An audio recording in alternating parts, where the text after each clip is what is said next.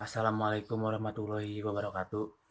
Sebelumnya perkenalkan nama saya Muhammad Repaldi dari Kelas Penjas 2B NPM 192191062. Baik, pada kesempatan kali ini saya akan sedikit memaparkan atau menjelaskan dari isi makalah yang telah saya buat, yaitu mengenai pengertian pendidikan jasmani, asumsi dasar dan asumsi dasar pendidikan jasmani, karakteristik program pendidikan jasmani, ruang lingkup materi pendidikan jasmani, serta isu kurikulum dalam pendidikan jasmani yang di dalamnya ada isu program, isu proses pembelajaran, isu penilaian, isu jumlah dan karakteristik siswa, dan isu sarana dan prasarana pembelajaran Penjas, dan isu kebebasan kurikulum Penjas. Jadi dalam pengertian pendidikan jasmani ini yaitu salah satu mata pelajaran yang merupakan media pendorong sebagai perkembangan keterampilan motorik, kemampuan fisik, serta kemampuan pengetahuan, sikap sportivitas. Nah, dalam pembiasaan pola hidup sehat dan pembentukan suatu karakter mental, emosional, spiritual, sosial dalam rangka pencapaian tujuan sistem pendidikan nasional.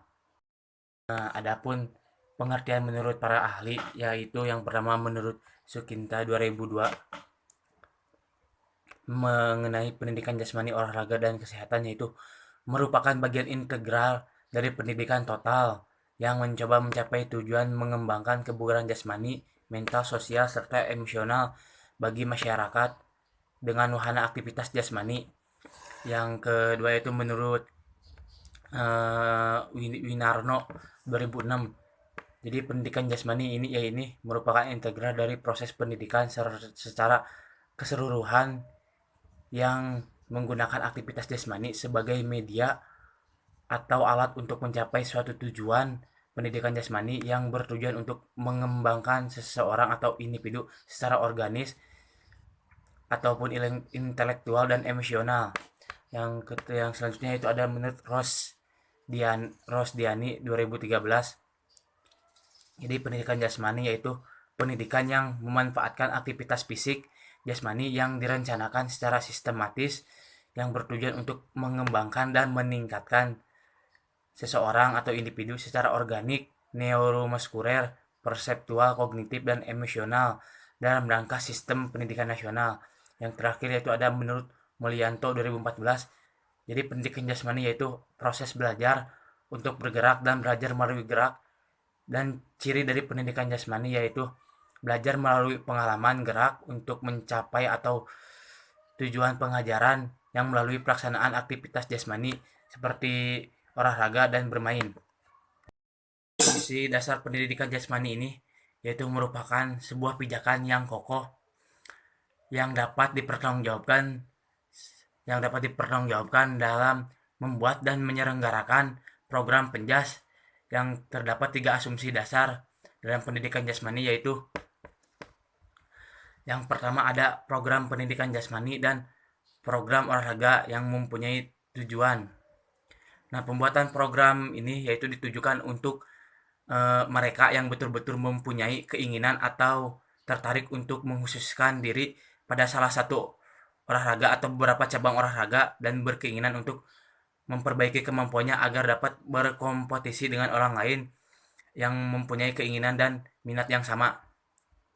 Yang selanjutnya yaitu ada anak-anak bukanlah miniatur orang dewasa. Jadi kebutuhan atau perhatian minat anak berbeda dari kemampuan kebutuhan minat dengan orang dewasa. Nah, oleh karena itu sudah tentu kurang cocok apabila pembelajaran ini dikonotasikan seperti menuangkan air dari gelas yang satu ke gelas yang lainnya.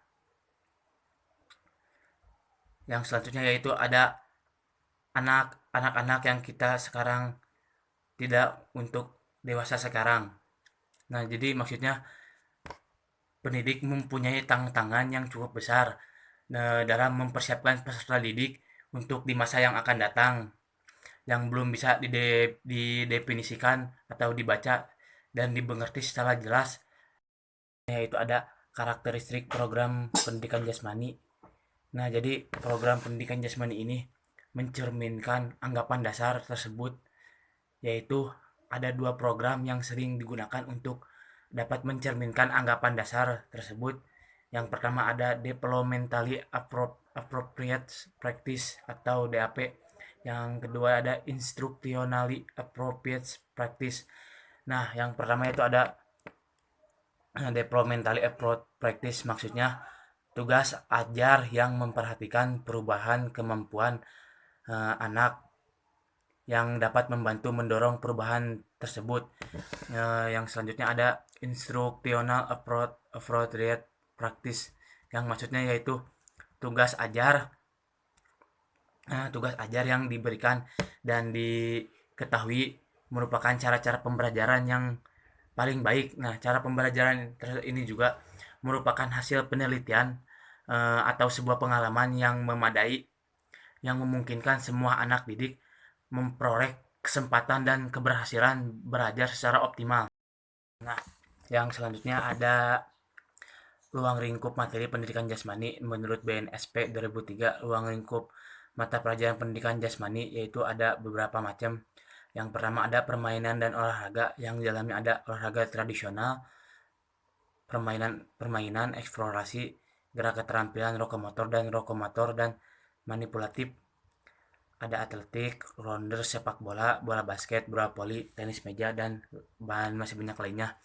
Yang selanjutnya ada aktivitas pengembangan, yaitu mekanika tubuh, komponen kebugaran jasmani, bentuk, postur tubuh, serta aktivitas lainnya. Yang selanjutnya ada aktivitas senam, ketangkasan sederhana, ketangkasan tanpa alat, ketangkasan dengan alat, seperti ada senam lantai dalam menggunakan alat. Yang selanjutnya ada aktivitas ritmik, yaitu gerak bebas seperti senam pagi, senam SKJ, dan senam aerobik. Yang selanjutnya aktivitas air. Nah, aktivitas air ini ada berenang ataupun keselamatan dalam air. Yang selanjutnya ada isu kurikulum pendidikan jasmani.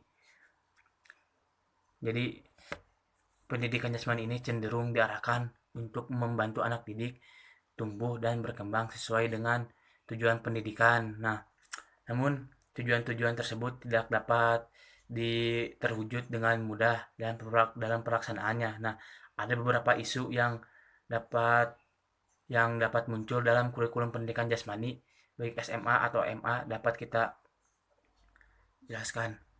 Yang pertama ada isu program. Nah, isu program ini yaitu ada dari dua sisi, yaitu materi kurikulum dan distribusi alokasi waktunya. Jadi tujuan pendidikan jasmani di SMA atau MA sangat sesuai dengan tujuan pendidikan pada umumnya. Namun seringkali ada guru terlena oleh materi kurikulum lainnya. Materi kurikulum SMA dan MA ini pada dasarnya merupakan berbagai gerak dasar yang dapat diklasifikasikan ke dalam cabang olahraga seperti atletik, permainan senam, bela diri, dan olahraga tradisional. Nah, yang selanjutnya ada isu proses pembelajaran. Nah, isu ini yang berhubungan dengan proses belajar dan mengajar dapat kita perhatikan ketika pelaksanaannya di lapangan antara lain. Jadi kita harus bisa memvariasikan aktivitas belajar yang akan kita berikan terhadap peserta didik. Kita juga harus dapat memperoleh siswa dengan cara aktif dan berpartisipasi pada permainan dan aktivitas jasmani yang akan kita ajarkan. Dan siswa juga harus diharuskan berpartisipasi dalam berbagai aktivitas pendidikan jasmani. Juga isu penilaian. Nah, isu ini merupakan bagian yang tidak dapat dipisahkan atau integralnya dari suatu proses pembelajaran, dan isu penilaian ini juga berfungsi sebagai salah satu cara untuk memantau perkembangan siswa belajar dan pengetahuannya, seberapa jauh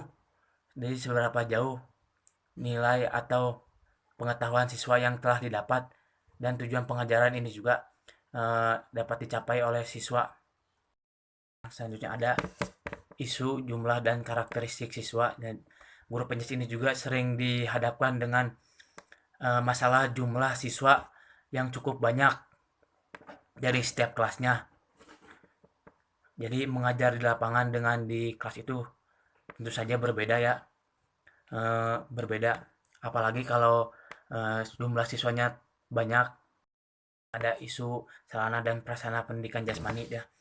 Isu ini juga merupakan salah satu isu yang cukup sangat terasa, amat terasa oleh para pengajar pendidikan jasmani yang selalu ada di lapang. Seperti kita akan mengajar atletik. Nah, kita akan memberikan materi, contohnya kita akan memberikan materi torak peluru. Tentu saja ini juga kita harus kreatif untuk memodifikasi alatnya. Mau tidak mau bagaimana lagi jika tidak ada, kita harus lebih kreatif lagi untuk memodifikasi alatnya. Terakhir ada isu keberhasilan kurikulum Penjas. Nah, isu keberhasilan pendidikan jasmani ini juga pada setiap jenjang pendidikannya sampai pada saat ini masih dirasakan samar. Untuk ukuran yang digunakan oleh setiap orang dalam menafsirkan suatu keberhasilan program masih bersifat samara dan cenderung bersifat lokal, belum menyeluruh sebagaimana tercantum dalam tujuannya. Mungkin sekian yang dapat saya sampaikan. Mohon maaf apabila ada salah kata dan kurang lebihnya mohon dimaafkan. Wassalamualaikum warahmatullahi wabarakatuh.